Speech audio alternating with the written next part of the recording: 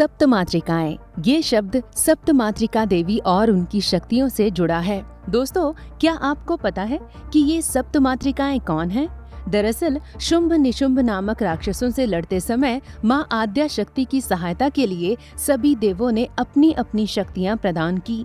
वे 7 शक्तियाँ ही सप्तमातृकाएं हैं और जिनका नेतृत्व माँ काली करती हैं। जब भी माँ किसी स्वरूप में आकर दुष्टों का संहार करती हैं, तो उनके साथ 7 माताएं भी सहयोग करती दिखती हैं। ये सप्तमातृकाएं हैं माहेश्वरी। माँ माहेश्वरी महेश यानी भगवान शिव की शक्ति है, जो पंचमुखी हैं और वृषभ पर सवार हैं। उनके हाथ में त्रिशूल है। वैष्णवी। माँ वैष्णवी, जिन्हें माँ वाराही भी कहते हैं, भगवान विष्णु की स्त्री शक्तियाँ हैं, जो गरुड़ पर सवार हैं। उनके हाथों में चक्र, गदा और पद्य है। ब्राह्मणी। माँ ब्राह्मणी भगवान ब्रह्मा की स्त्री शक्ति हैं, जो हंस पर सवार हैं। उनके हाथों में कमंडल और अक्षमाला है। इंद्री, जो इंद्र की शक्ति है और एरावत पर सवार हैं। उनके हाथ में वज्र है। कौमारी, युद्ध के देवता कुमार कार्तिकेय की स्त्री शक्ति हैं, जो 6 मुखों वाली हैं और मोर पर सवार हैं।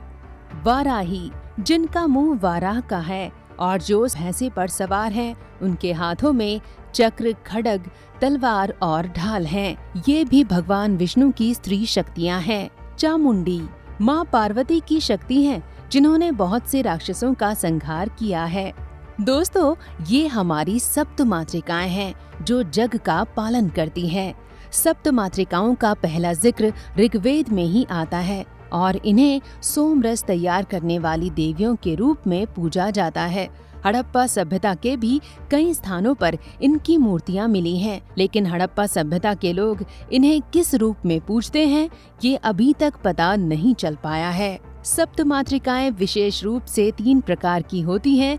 एक रूप में वे कार्तिकेय की माताओं के रूप में हैं और दूसरे वो चंडिका देवी की सहयोगी के रूप में दिखाई गई हैं। तीसरे वे अंधकासुर राक्षस को मारने के लिए शिव की सहयोगी के रूप में दिखाई गई हैं। आज भी हर एक गांव में देवी स्थान नामक एक मंदिर होता है, जहां पिंड के रूप में 7 देवियां विराजमान रहती हैं। महाभारत के काल में कई पर्वों में सप्तमातृकाओं की पूजा प्रत्येक घर में होती थी और उस वक्त सप्तमातृकाएं सबसे लोकप्रिय देवियों के रूप में पूजित थीं। दैनिक और विशिष्ट पूजा के दिनों में सप्तमातृकाओं की पूजा दिक्पालों और नवग्रहों की पूजा के साथ करने का विधान है। इनकी पूजा विशेष शक्ति प्राप्त करने के लिए की जाती है। राजाओं के द्वारा इनकी पूजा युद्ध के पहले करने की परंपरा होती है। दोस्तों, इसी तरह धर्म से जुड़ने के लिए सब्सक्राइब करें हमारा चैनल द कर्मा। और अगर ये जानकारी अच्छी लगी हो तो वीडियो को लाइक और शेयर जरूर करें। धन्यवाद।